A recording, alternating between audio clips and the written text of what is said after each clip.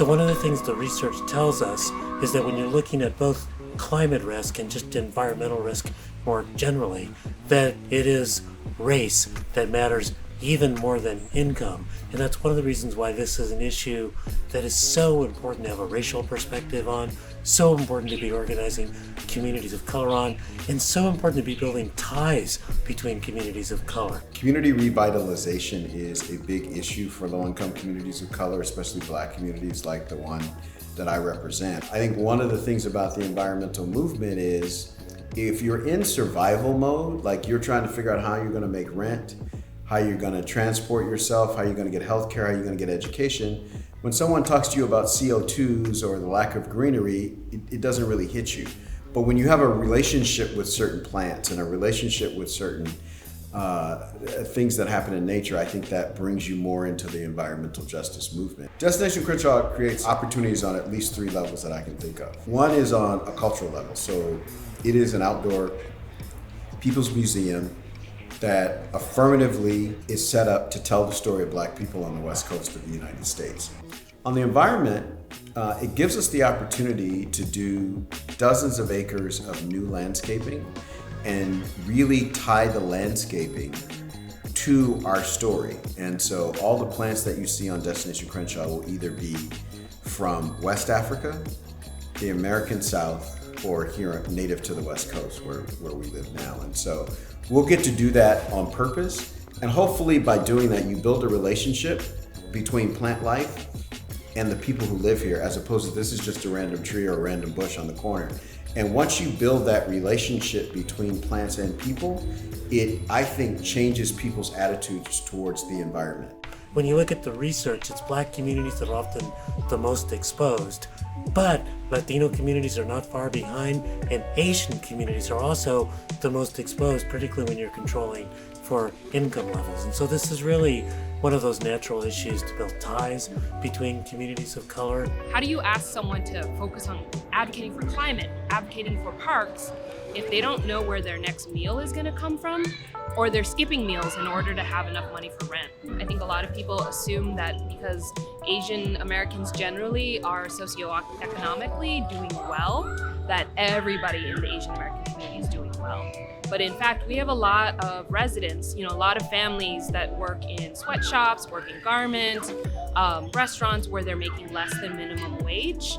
And then we have a lot of seniors who are earning $900 a month on disability and SSI that are one rent increase away from becoming homeless. And so oftentimes when we ask people, like, what do they want? We don't just ask them, do you want a park or not? Because nobody's gonna say no. We wanna think about how different populations use parks. So this is Alpine Recreation Center. It's basically the neighborhood park in Chinatown, and in many ways is the heart of the community. So you'll oftentimes see seniors playing cards, adults picking up their kids from after school, teenagers doing a pickup basketball game or various martial arts classes. And during the pandemic, it also served as a spot to pick up food, vaccines, COVID testing, and it was even a temporary homeless shelter at one point.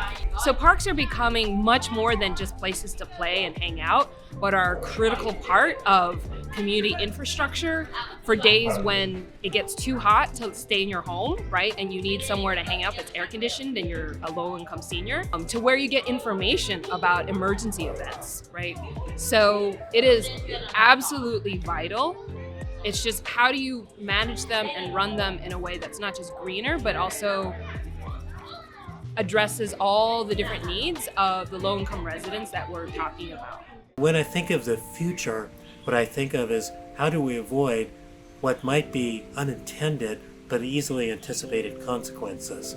So, for example, when you green an area and you make it more attractive, or when you generate public transit and it makes it easier for someone to take public transit to where jobs might be, that makes an area, quote unquote, more desirable. It raises property values, and a lot of our communities that have struggled through the tough times find themselves pushed out by the good times. I think one of the things that I've seen over the years was I couldn't just help the individuals change their mindset and behavior and put them back in an environment that didn't support the change. Whether it was their homes, their family, or even the community. So we had to change the environment that we were putting them in, or else it was like taking a bath and putting on the same dirty clothes. We do what we call community intervention. We help individuals change their lifestyle, their behavior choices. Some of the things that are normal in the community are not healthy, and we help them see that. And once we get them to see that they could be a better person, we help them become better people in their families and in the community. And part of that is offering opportunities. Life skill classes help them become better carpenters, better plumbers, better electricians. We get them into the trades, the union trades. But I think the main thing, the key was to help the politicians, to help the local law enforcement, to help the media understand that they had to change their perception of the people that came from our community.